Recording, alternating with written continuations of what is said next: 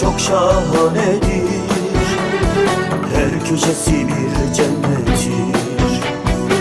Yazı kışı sonbaharı bir başkadır memleketim. Sonbahar yaylasına, kar beyaz dağlarına, buz gibi sularına, hasretim hasret kaldı.